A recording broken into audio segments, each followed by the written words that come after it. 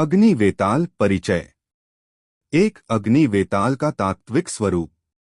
अग्नि वेताल तांत्रिक परंपरा में वर्णित एक विशिष्ट वेताल सत्ता है जो अग्नि तत्व से संबद्ध मानी जाती है। सामान्य वेताल जहां श्मशान, शव, वायु या अंधकार से जुड़े होते हैं, वहीं अग्नि वेताल को कालाग्नि, चिताज्वाला और तपस्वी अग्निचेतना का प्रतीक माना गया है। यह कोई साधारण प्रेत नहीं, बल्कि संस्कारित चेतना है, ऐसी चेतना जो अग्नि के माध्यम से रूप धारण करती है। इसलिए इसे कभी कभी ज्वालामुखी वेताल या अग्निचेतस वेताल भी कहा गया है। दो वेताल परंपरा में अग्नि वेताल का स्थान। तंत्र ग्रंथों में वेतालों को कई वर्गों में बांटा गया है। श्मशान वेताल, वायु वेताल, रात्रि वेताल, रक्त वेताल और अग्नि वेताल। इनमें अग्नि वेताल को सबसे उग्र और सबसे संयमी दोनों माना गया है। उग्र इसलिए क्योंकि उसका स्वभाव दाहक है। संयमी इसलिए क्योंकि वह केवल उसी के समीप आता है जो आत्मिक शुद्धि के मार्ग पर हो। 3. अग्नि वेताल का प्रतीकात्मक अर्थ। अग्नि वेताल को केवल बाहरी सत्ता मानना तंत्र का अधूरा ज्ञान है। वास्तव में यह मानव के भीतर की अग्नि का प्रतीक है।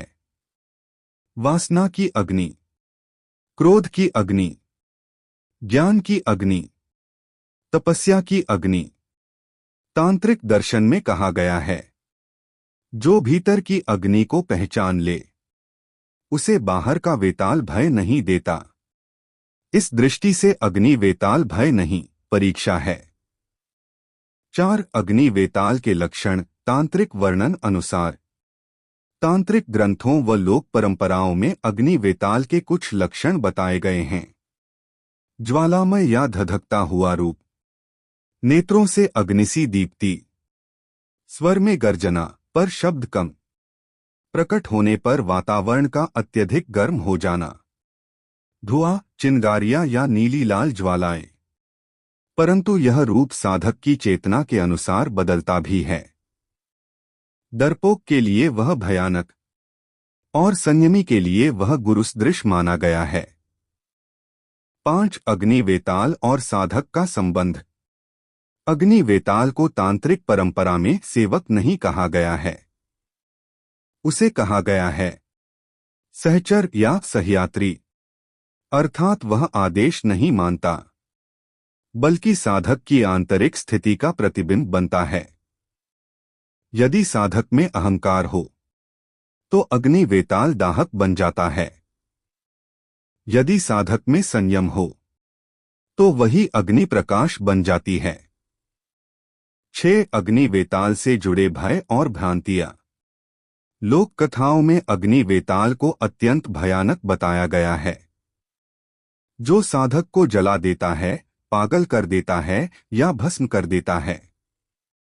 तांत्रिक दृष्टि से यह पूर्णतः मिथ्या नहीं, पर इसका कारण वेताल नहीं, साधक की अपात्रता मानी गई है। अग्नि किसी को मारती नहीं, वह केवल सत्य प्रकट करती है।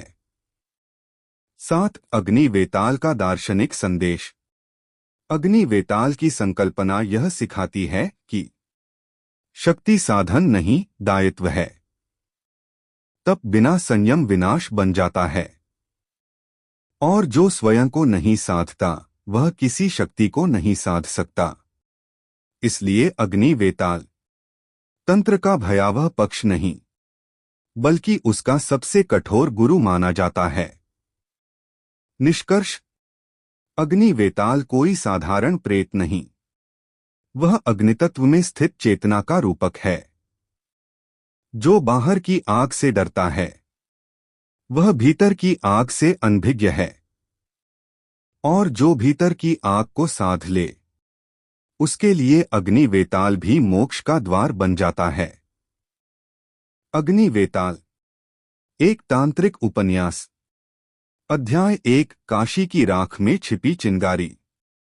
काशी, वह नगर जहां मृत्यु भी मोक्ष का द्वार बन जाती है। गंगा के घाटों पर जलती चिताओं की अग्नि सदा से कुछ कहती आई है, पर बहुत कम लोग उसकी भाषा समझ पाते हैं। उन्हीं घाटों के समीप मणिकर्णिका से कुछ दूरी पर एक खंडहर नुमा भवन में रहता था अघोरानंद। लोग उसे पागल कहते थे, कुछ तांत्रिक और कुछ श्मशान का प्रेत। किंतु सत्य यह था कि अघोरानंद एक साधक था, ऐसा साधक जिसने जीवन की हर आसक्ति को जला दिया था, परंतु भीतर की एक अग्नि अब भी धधक रही थी। उस अग्नि का नाम था अग्नि वेताल साधना। यह साधना न तो सामान्य थी, न ही हर किसी के लिए। यह वह मार्ग था जहां साधक और प्रेत दोनों एक ही अग्नि में तपते थे। अध्याय 2 गुरु की चेतावनी। अघोरानंद को यह ज्ञान अपने गुरु महावीर भैरवदत्त से प्राप्त हुआ था, एक ऐसे सिद्ध तांत्रिक जिनकी आंखों में मृत्यु का अनुभव और वाणी में काल का कंपन था। गुरु ने कहा था, वत्स, वेताल को साधना आसान है, पर अग्नि वेताल, वह स्वयं कालाग्नि का अंश है। यदि तेरा मन, वासना या भय शेष रहा तो वही अग्नि तुझे भस्म कर देगी। गुरु ने उसे एक पुरानी भोजपत्र पांडुलिपि दी थी, जिस पर रक्त और भस्म से लिखा था, अग्नि वेताल कल्प। उस दिन गुरु ने अंतिम बार कहा, यह साधना ज्ञान नहीं, मूल्य मांगती है। और उसी रात गुरु ने समाधि ले ली। अध्याय 3 साधना का विधान। अघोरानंद ने वर्षों तक प्रतीक्षा की। अंततः एक महाशिवरात्रि की अमावस्या आई, वही रात्रि जब अग्नि और अंधकार का मिलन होता है। साधना स्थल बना श्मशान का मध्य भाग। सामग्री: चिता की अग्नि, मानव अस्थि, भैरव यंत्र, रक्त से लिखित मंत्र और स्वयं साधक का संकल्प। अघोरानंद ने नग्न होकर शरीर पर भस्म लगाई। त्रिकोणाकार यंत्र में अग्नि प्रज्वलित की और मंत्र जप प्रारंभ किया। हरौ क्लीं अग्नि वेतालाय नमः। अग्नि लपटें सामान्य नहीं थीं, वे नीली और रक्तिम हो उठीं। अध्याय 4 वेताल का प्रथम प्राकट्य। तीसरे प्रहर में वायु स्थिर हो गई। अचानक अग्नि से एक आकृति उठी। अधजला शरीर, ज्वालामय नेत्र और मुख से निकलती चिंगारियां। वह हंसा, हंसी ऐसी कि हड्डियां कांप उठें। मानव, तू मुझे साधना चाहता है या स्वयं जलना चाहता है? अघोरानंद का शरीर कांप रहा था, पर चित्त अडिग था। उसने कहा, मैं न तुझे बांधना चाहता हूं, न आज्ञा देना। मैं तुझसे ज्ञान चाहता हूं। वेताल की आंखों में पहली बार आश्चर्य था। अध्याय 5 अग्नि परीक्षा। अग्नि वेताल ने कहा, तो सुन। पहली परीक्षा भय, दूसरी वासना, तीसरी अहंकार। जो तीनों से बच गया वही मेरा अधिकारी। अचानक अग्नि ने रूप बदला। अघोरानंद ने अपने जीवन के दृश्य देखे। मृत माता, अपमान, भूख, स्त्री की स्मृति। शरीर जल रहा था, पर वह साक्षी बना रहा। जब अंतिम दृश्य भी भस्म हुआ, अग्नि शांत हो गई। अध्याय 6 सिद्धि या बंधन।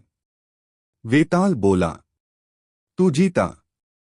अब ध्यान रख, मैं तेरा सेवक नहीं, सहयात्री हूं।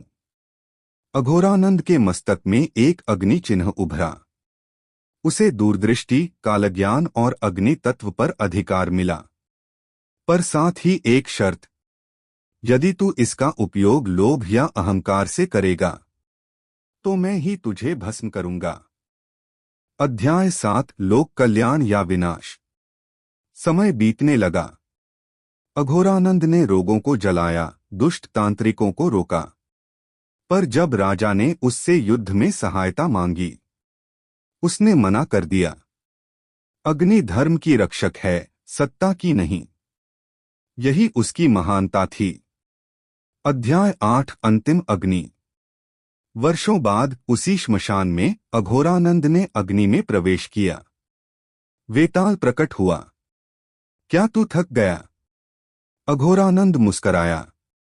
नहीं, अब मैं स्वयं अग्नि हूं।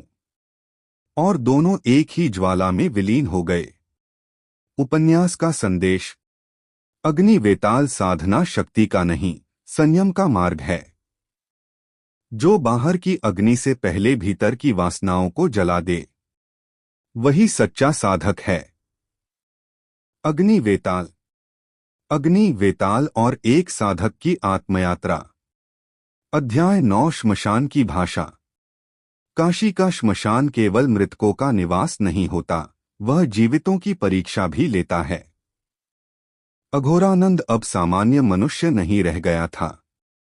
उसकी दृष्टि में अग्नि केवल ताप नहीं, चेतना बन चुकी थी। रात्रि के अंतिम प्रहर में जब चिताएं शांत होती, तब वह बैठकर अग्नि से संवाद करता। लपटें उसे संकेत देती, कभी भविष्य के, कभी कर्मों के, कभी मृत्यु के। वेताल मौन रहता, पर उसकी उपस्थिति हर क्षण अनुभव होती। वह भीतर ही भीतर साधक को देख रहा था। क्या वह अभी भी मानव है, या अग्नि बनने की दिशा में बढ़ चुका है? अध्याय 11। वेताल की चेतावनी। एक रात्रि वेताल प्रकट हुआ, पहले से अधिक उग्र। उसकी देह से चिंगारियां गिर रही थीं। साधक, तू मेरी शक्ति को लोक में फैला रहा है। ध्यान रख, लोग श्रद्धा नहीं, आसक्ति लाते हैं। अघोरानंद ने उत्तर दिया, यदि अग्नि केवल मुझे जलाए और संसार को न ताप दे, तो वह अग्नि व्यर्थ है। वेताल मौन हो गया। यह मौन स्वीकृति नहीं, आगामी संकट का संकेत था। अध्याय 12। काले तांत्रिक का आगमन। एक अमावस्या की रात्रि श्मशान की सीमा पर काला धुआं उठा।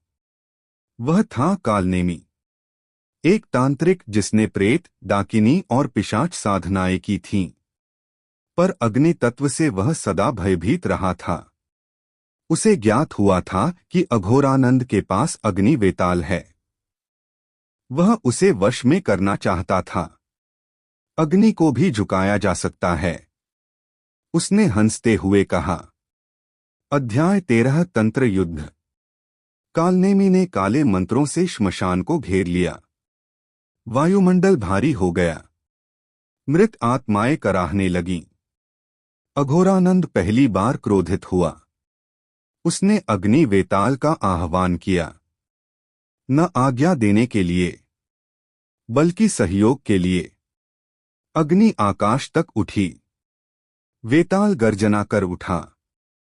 जो अग्नि को दास समझे, वह पहले स्वयं जलता है। क्षण भर में कालनेमी की साधनाएं भस्म हो गईं। पर अघोरानंद का हृदय कांप उठा। यह शक्ति विनाश भी कर सकती है। अध्याय 14। आत्मसंघर्ष। उस रात अघोरानंद सो नहीं सका।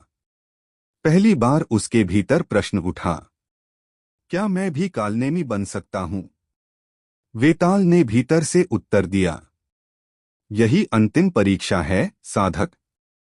शक्ति नहीं, संयम। अघोरानंद ने निर्णय लिया। वह अब किसी की सहायता नहीं करेगा, जब तक सामने धर्म न हो।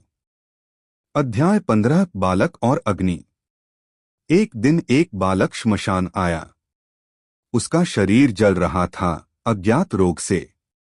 बालक बोला, बाबा, माँ कहती है आप आग को शांत कर सकते हो। अघोरानंद की आंखें नम हो गईं। उसने अग्नि को आदेश नहीं दिया।